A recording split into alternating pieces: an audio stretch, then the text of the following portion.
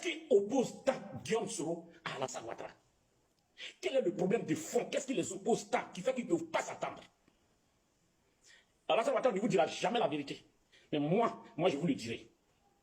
Tout tient à une ambition démesurée du président Ouattara, qui estime que lui, il veut rester au pouvoir, il veut mourir au pouvoir. Guillaume Soro ne l'a pas accepté. Ne cherchez pas loin, hein. Les arguments que je vous donne là. Il ne faut pas chercher loin, tout le reste là découle de ça. Premièrement, Alassane Ouattara dit à Guillaume Soro de se retirer de tout ce qui est candidature, de quoi que ce soit, pour que lui, il reste président à vie. Quand il va mourir, comme vous voyez l'a fait, là, Guillaume Soro va lui succéder. Mais ça, c'est la première des choses, qui est la base de tout. Et sur cette base, Guillaume Soro lui demande, mais si moi je me retire là, qu'est-ce que tu fais de Bédié, de quoi? Il dit non, tout cela, tant que moi je suis vivant, ils ne seront jamais président. Bédié, c'est fini. Bédié, même le PDCI ne sera plus jamais président en Côte d'Ivoire ici, tant que moi je suis là. Alors, c'est là que Guillaume Soro lui dit non, c'est dangereux. Si on veut le faire, ça va remonter les autres contre nous. Je ne peux pas être d'accord avec ça. Au regard de ce que ce monsieur a fait, le PDCI a fait, pour que toi tu sois au pouvoir, je ne peux pas être complice d'une telle forfaiture. Voilà le premier problème qui les a opposés. Alors il se pose, comme il n'a pas l'habitude d'accepter les contradictions, il s'est dit, mais Guillaume Soro est qui pour lui dire non à ça? Voilà le fond du problème.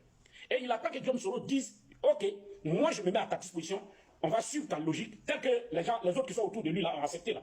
Tous ceux qui ont accepté cette logique, c'est ceux qui sont avec lui aujourd'hui. Comme il n'a pas accepté ça, donc il faut le combattre par tous les moyens. C'est ainsi qu'il allait réveiller tous les moustiques, tous les cafards, toutes les guêpes, toutes sortes d'ordures humaines pour les braquer contre Guillaume Soro et le pousser à sortir du RHDP. Guillaume Soro, un homme de dignité, honneur et d'honneur, a décidé de se retirer. Quand Guillaume Soro s'est retiré, ils ont déroulé le second tapis. Le second tapis, le poussant dans les erreurs. On le tape, il réagit, il se défend. Quand il se défend, on dit ah non, c'est fini. Voilà comment il allait fabriquer les complots de tout genre pour emmerder le monsieur. Parce qu'il faut que vous sachiez l'historique. Et on a atteint un niveau où Guillaume Soro ne pouvait plus faire marche arrière. Et lui non plus, comme on le sait, orgueilleux. Il ne voulait non plus pas aller bas la terre. Au moment où tout le monde disait non, allons-y bas la terre, il faut que ça se règle, il faut que ça se règle. Lui, les médiateurs, des amis présidents, à lui et à Guillaume Soro, des amis en commun, au plan international, au plan national, des gens ont tenté de faire une médiation. Il n'a jamais accepté. Et il a posé la deuxième condition. 1. Que Guillaume Soro fasse une déclaration officielle pour dire qu'il ne sera pas candidat aux élections de 2020. 2. Que Guillaume Soro demande publiquement pardon et de retourner au RHDP. Il faut que Guillaume Soro fasse ces annonces-là publiquement. Je répète.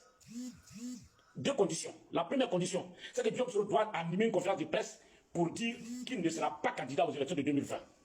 Deuxième condition, qu'il demande pardon et qu'il retourne au RHDP.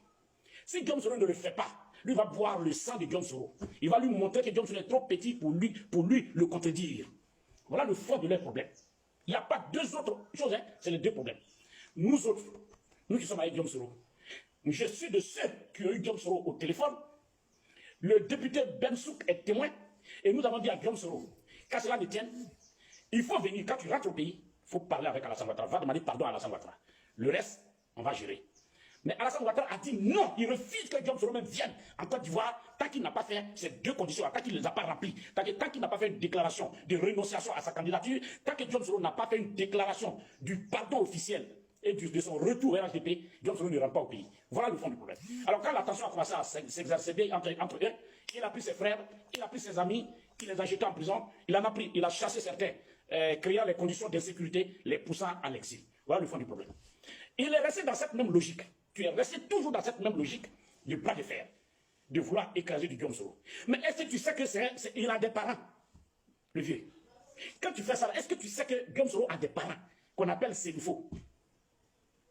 C'est un peuple que tu ne connais pas, tu ne pratiques pas, que tu n'as pas pratiqué. C'est un peuple de dignité et d'honneur.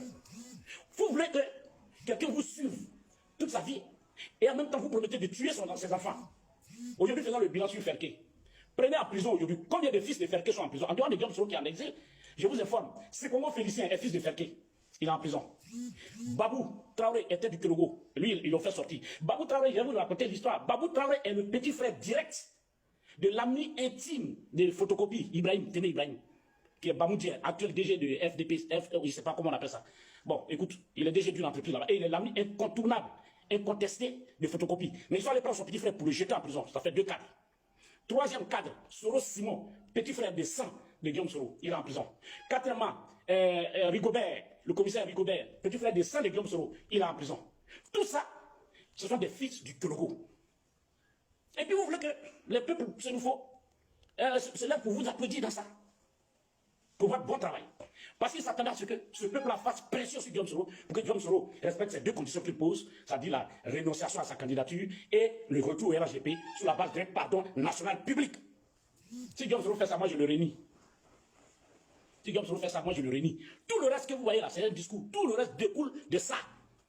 Parce que les gens ne vous disent pas la vérité. C'est le fond du problème. Et jusqu'à aujourd'hui, il tient à ça. Ça dit que c'est les 2 conditions qu'il pose jusqu'à aujourd'hui. En dehors de ça, lui ne va jamais s'attendre à Guillaume Soro. Aujourd'hui, vous, mes parents, c'est le faux. Je vous fais un clin d'œil pendant que je parle à Alassane Ouattara. C'est vous qui nous avez mis au monde. Vous nous avez enseigné certaines vertus, l'honneur, la dignité. Ça passe devant tout en pays Sénoufo.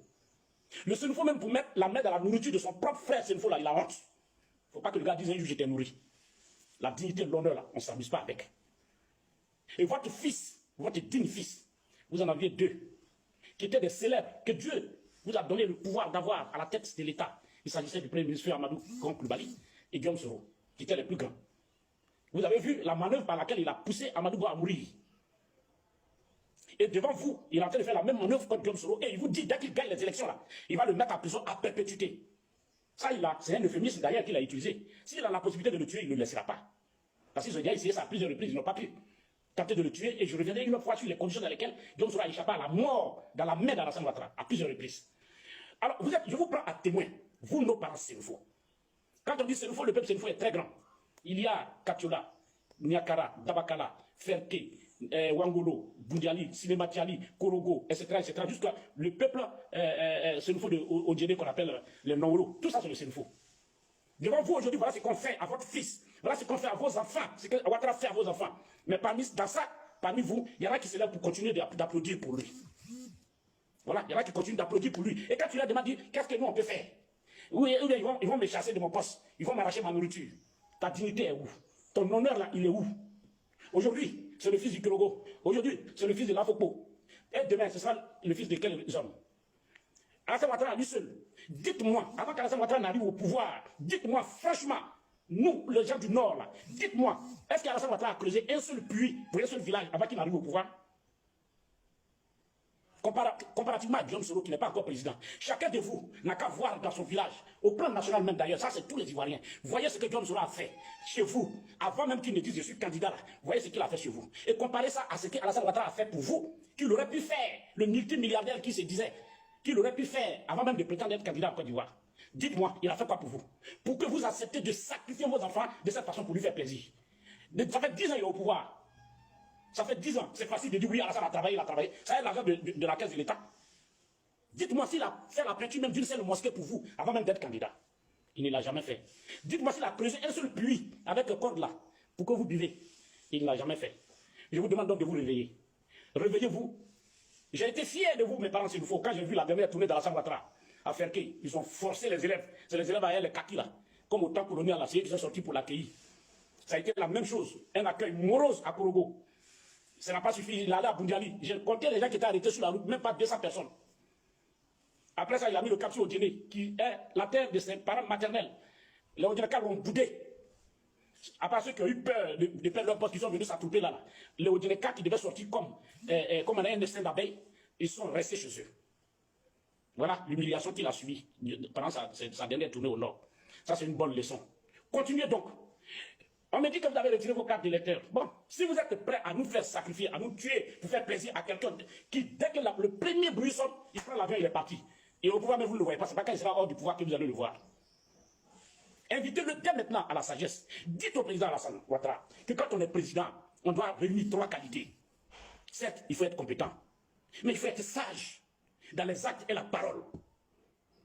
Il faut être compétent, mais ça ne suffit pas.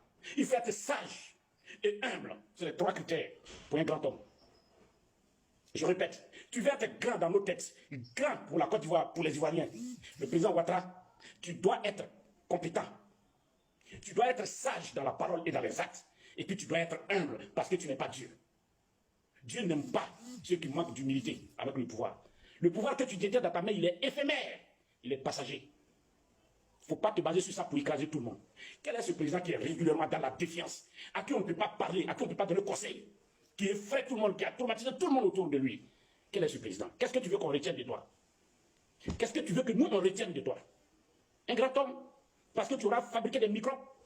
Un grand homme, parce que tu auras tué beaucoup de personnes. Un grand homme, parce que tu auras réglé par la vengeance des contentieux que tu aurais avec certains de tes frères ivoiriens. Moi, je pense qu'il faut que tu te ressaisisses. Ce n'est pas normal de te comporter de cette façon. Je suis désolé. Mais j'ai parlé aux parents une fois. Mais je vais dire un mot à mes parents pétés. Parce que ce que vous ne savez pas, moi, je suis d'éducation pétée. Hein. Mon père a eu une famille adoptive pétée. Et je suis membre de cette famille pétée. Donc, j'ai une partie de la culture pétée en moi.